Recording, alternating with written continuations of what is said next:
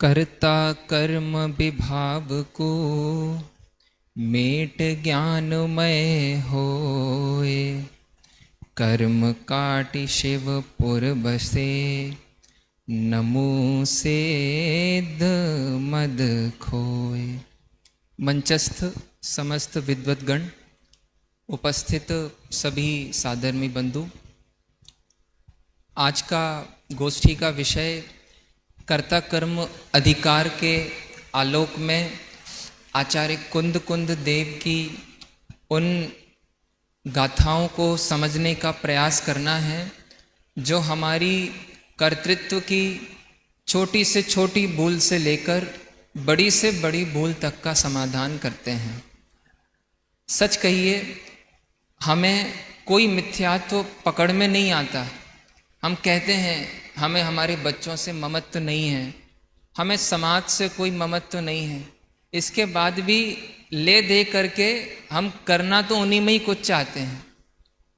माने कर्तृत्व नाम का मिथ्यात्व इतना व्यक्त मिथ्यात्व है, ये धर्म में भी उतना ही गहरा बैठा हुआ है। इसीलिए प्रतीत होता है आचार्य कुंद कुंद देव ने कर्ता कर्म की भूल को ही दो अधिकार दिए दूर करने के लिए। एक बाजू कर्ता कर्म अधिकार, दूसरी बाजू सर्व विशुद्ध ज्ञान अधिकार।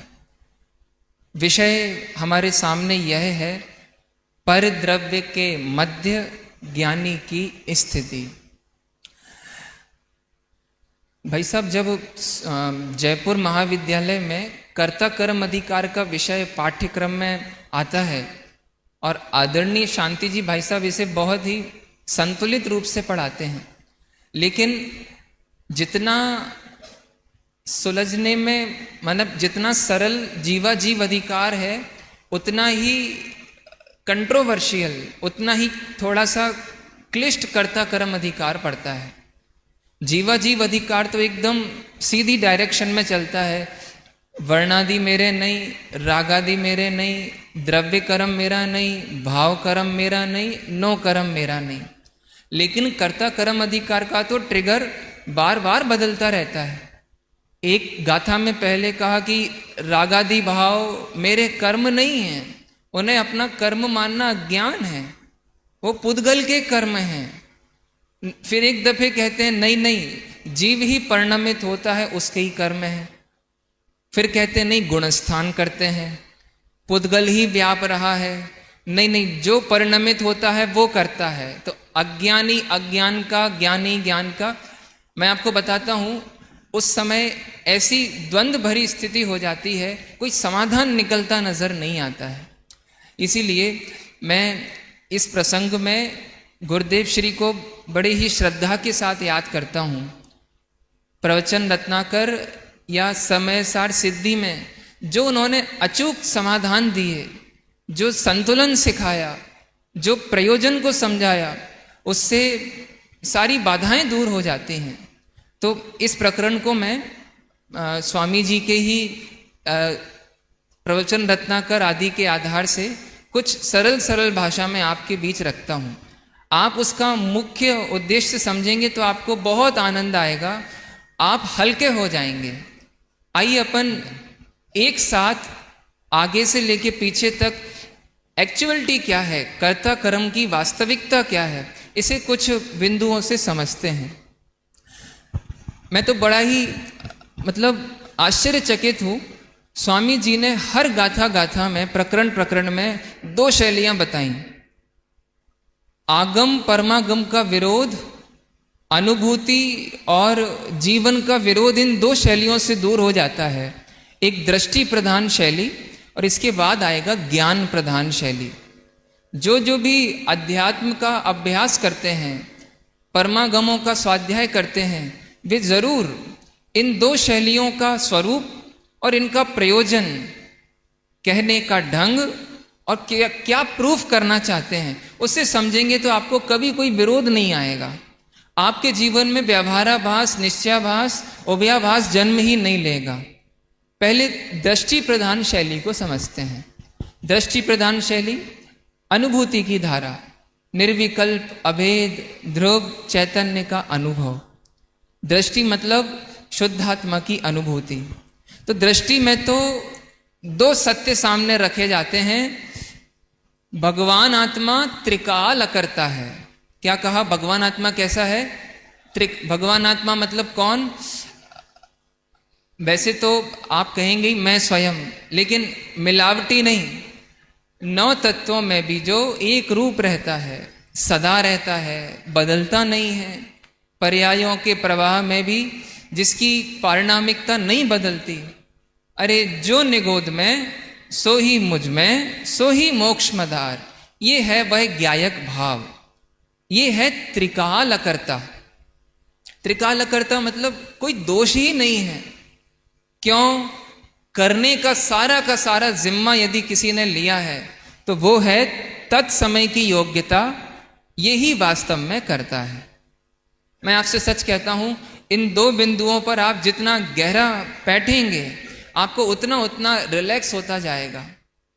सारा द्वादशांग पढ़ने के बाद पूरी शक्ति इसमें लगनी चाहिए, मैं त्रिकाल निर्दोष हूं, पर्याय की योग्यता में ही ये सब क्रियाक्रम हुआ, गलतियां हुई, भूलें हुई, सुधार भी योग्यता जितना ही हुआ है, और योग्यता आने पर ही मेरा पूर्ण विकास होगा।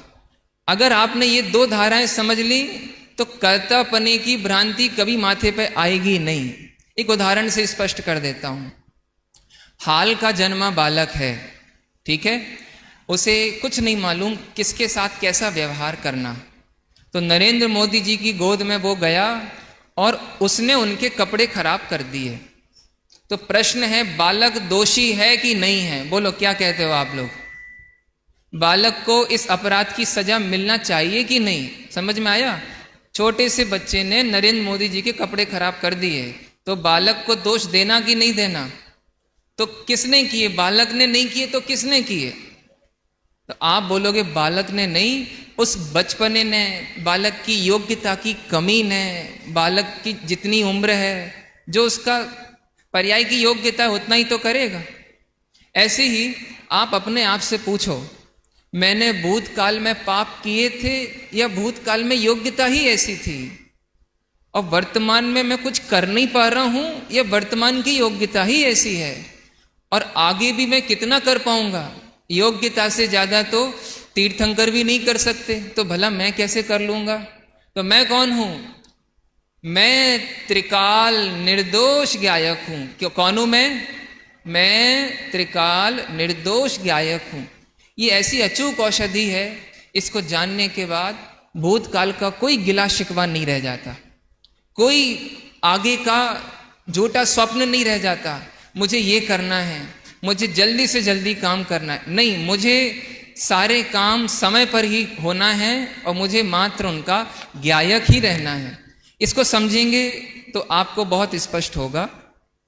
दृष्टि प्रधान शैली है, इसकी अगली स्लाइड लीजिए जरा। ये ज्ञान प्रधान शैली को समझिए।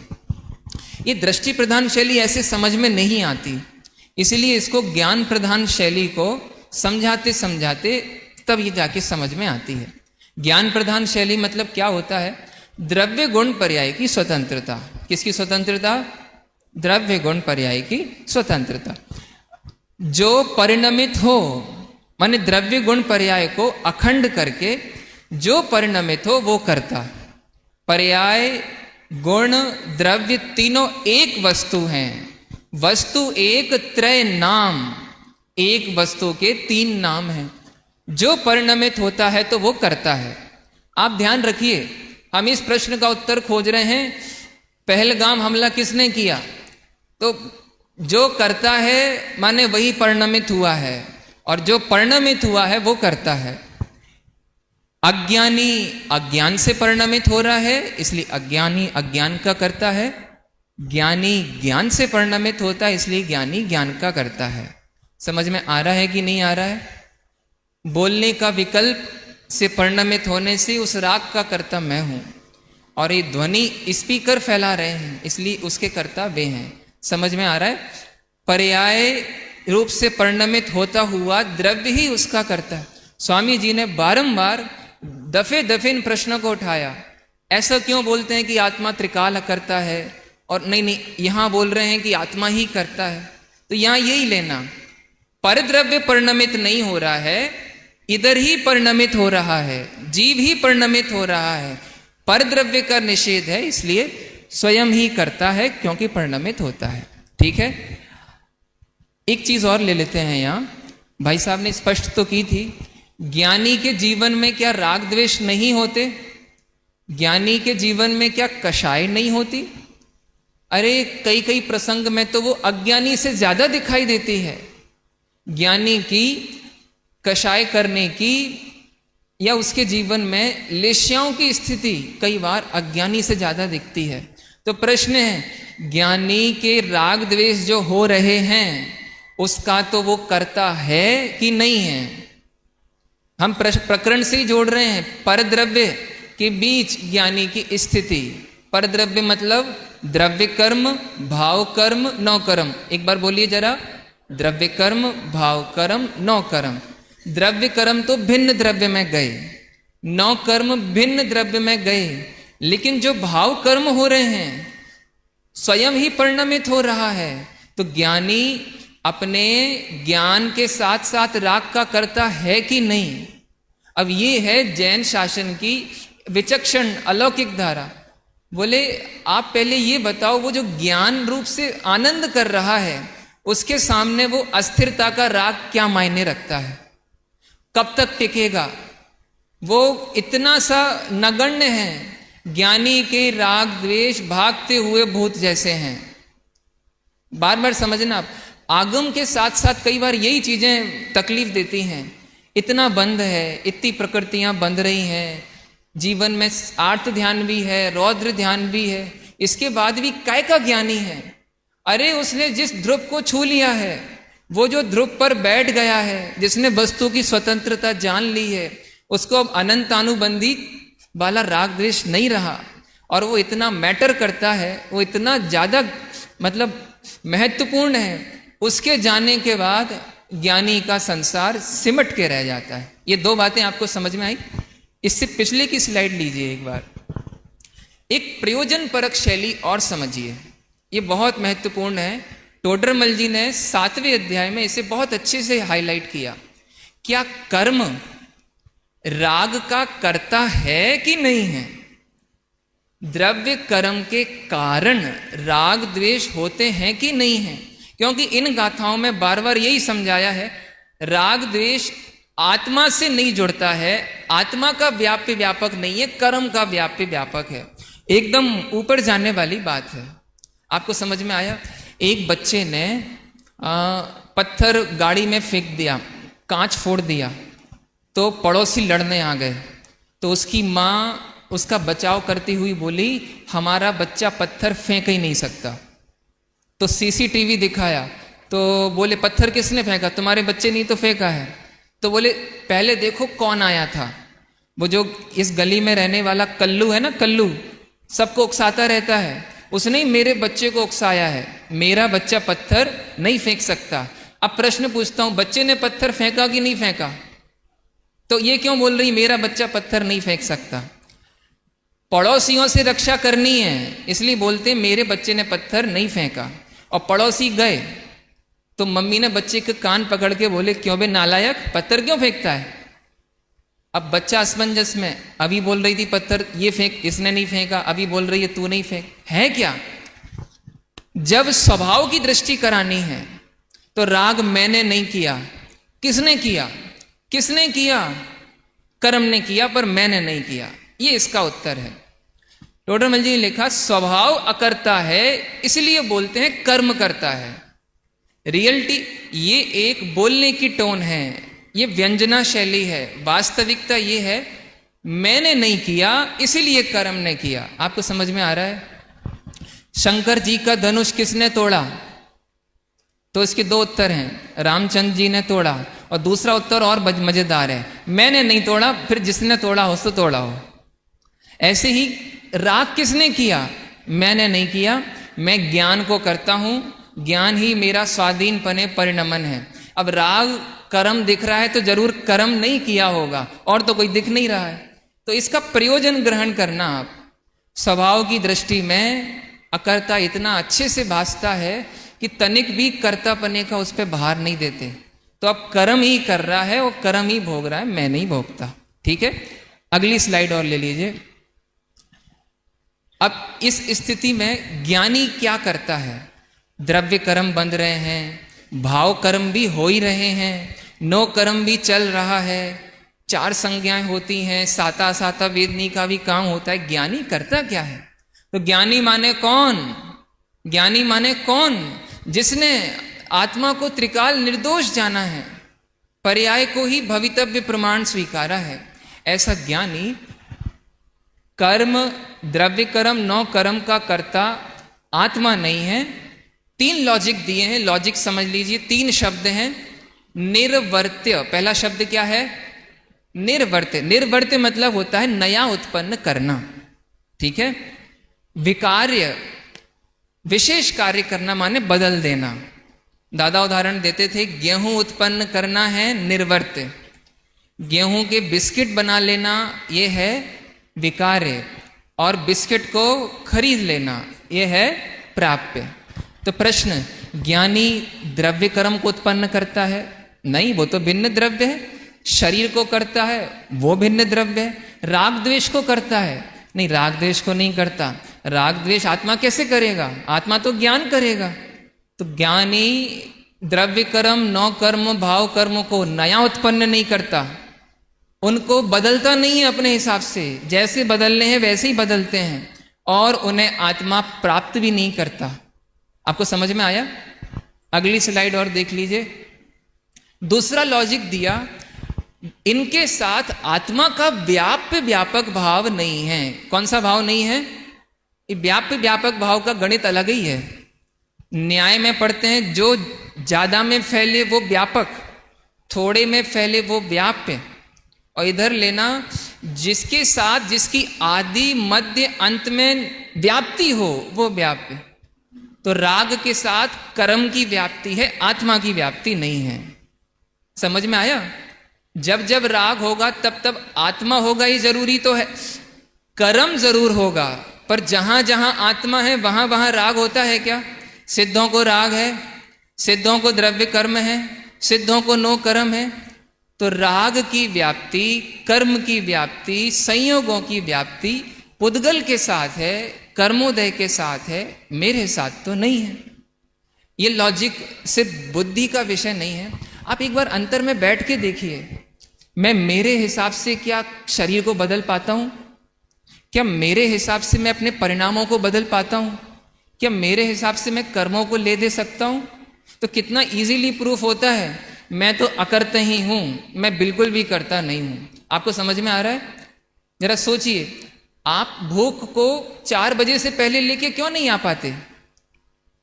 मनुष्य गति में जिस उम्र में जो भाव होते हैं, हम उन्हें पहले क्यों नहीं ला पाते? इसका मतलब मेरी उसके साथ नियम नहीं है। पुद्गल, कर्म, कर्मोदय, इन सब का उसके साथ नियम है। तो ज्ञानी क्या करता है?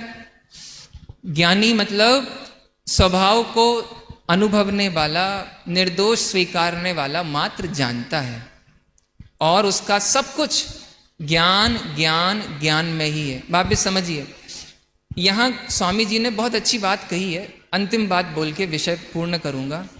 ज्ञानी ज्ञान रूप से परिणमित होता है, मतलब हम भी जान रहे हैं, अज्ञानी भी जानता है, मिथ्या दृष्टि भी जानता है। तो ज्ञानी जानता नहीं है, वो सब कुछ अपना जानने में ही मानता है। ज्ञान ही उसका जीवन है, ज्ञान ही उसका सब कुछ है। राग द्वेष को वो अपना कुछ भी नहीं मानता। सिद्धांतिक भाषा बोलता हूं, ज्ञान में ही स्वामित्व है, ज्ञान में ही समर्पण है, ज्ञान में ही एकत्व है। ये कहलाता है ज्ञानी मात्र उनको जानता है, ज्ञान करता है, और उसका उससे कोई संबंध नहीं है। इस तरह कर्ता कर्म अधिकार के इन तमाम लॉजिक्स, तर्कों को हम आचार्य देव के मूल अभिधेय से जोड़ें। मैं समझता हूं पक्षातिक्रांत अनुभूति करानी है, और अभी स्थूल कर्ता कर्म के विकल्प नहीं मिटे। कैसे होगी अनुभूति? जब निर्दोष आत्मा भासित हो जाएगा तो सारे विकल्प ऐसे उड़ जाएंगे और सहज अनुभूति हो जाएगी। हम सभी आचार्य कुंद कुंद देव के वचनों को आगम अध्यात्म से समझें भी और अनुभूति के स्तर पे उनको इतना मुख्य नहीं करें कि अनुभूति कठिन हो जाए। अनुभूति के समय तो मैं त्रिकाल निर्दोष अकर्ता ज्ञाता हूँ, यही हमारा परम ध्येय रहना चाहिए। ये ज्ञान प्रधान शैली और दृष्टि प्रधान शैली से भली भांति भाषित होती है।